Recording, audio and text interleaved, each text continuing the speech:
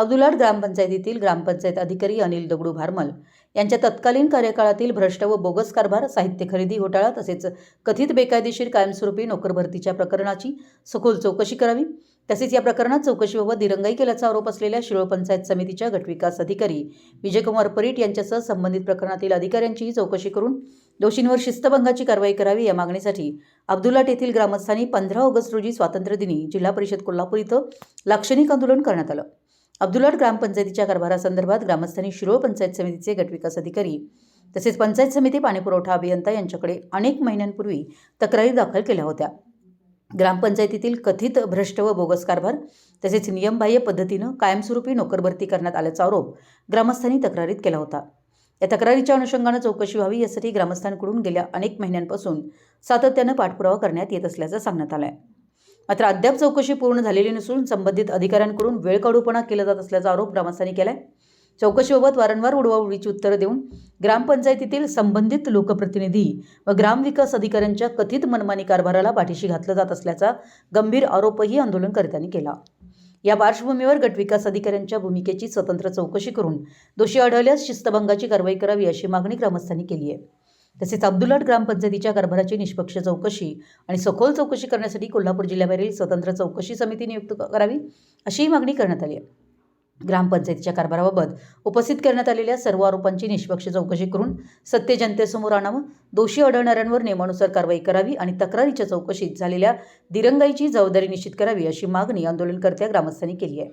आंदोलनादरम्यान कोल्हापूर जिल्हा परिषदेच्या अध्यक्षा शिल्पाताई खोत, जिल्हा परिषदेचे उपाध्यक्ष तानाजी पाटील, ग्रामपंचायत विभागाचे उपमुख्य कार्यकारी अधिकारी जयवंत उगले, जिल्हा परिषदेतील अधिकारी यांनी आंदोलनस्थळी भेट देऊन विचारपूस करत माहिती घेऊन संबंधित प्रकरणाची सखोल व विशेष समितीकडून केली जाईल अशा आश्वासनाचे लेखी स्वरूपात पत्र दिलं व आंदोलन मागे घेण्याची विनंती केली।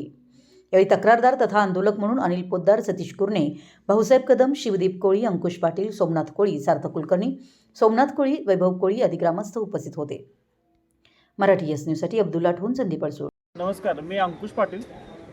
लाट ग्रामपंचायतीच्या वेगवेगळ्या बेकायदेशीर कारभार, बेकायदेशीर नोकर भरती आणि इतर मनमानी कारभार या विरोधात गटविकास अधिकारी पंचायत समिती शिरोळ यांच्याकडे वेळोवेळी तक्रार करून सुद्धा त्यांनी त्याचे दखल घेतली नाही आणि त्या अनुषंगाने अनेक तक्रारीच्या अनुषंगाने तहसीलदार, तलाठी, ग्रामविकास अधिकारी त्याचबरोबर मंडल अधिकारी यांच्या विरोधात सुद्धा आम्ही तक्रार त्यांच्याकडे सुद्धा तक्रार दाखल केलेली, परंतु त्या तक्रारीला अनुसरून कोणीही आज म्हणजे किमान नोव्हेंबर 2025 पासून आजपर्यंत कोणीही त्याची दखल घेतली नव्हती।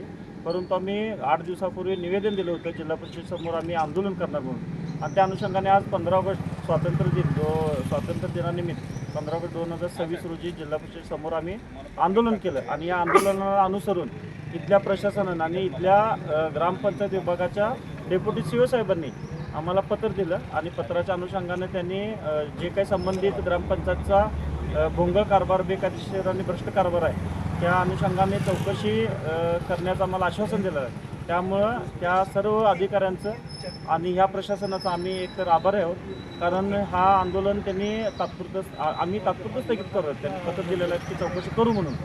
आत्ता सध्या तरी आपण हा तात्पुरतं आंदोलन स्थगित करत आहोत, परंतु परत जरी ह्या चौकशीमध्ये काही हे झाले नाही, म्हणजे चौकशी केली गेली नाही किंवा जुजबी कारवाई करण्यात आली तर परत आम्ही पुणे आयुक्त कार्यालयाच्या समोर किंवा मंत्रालयासमोर आम्ही आंदोलन मात्र निश्चित भविष्य काळात करणार आणि आजचं आंदोलन स्थगित करण्यात येत आहे एवढं मी सांगून आज आंदोलन स्थगित करतो।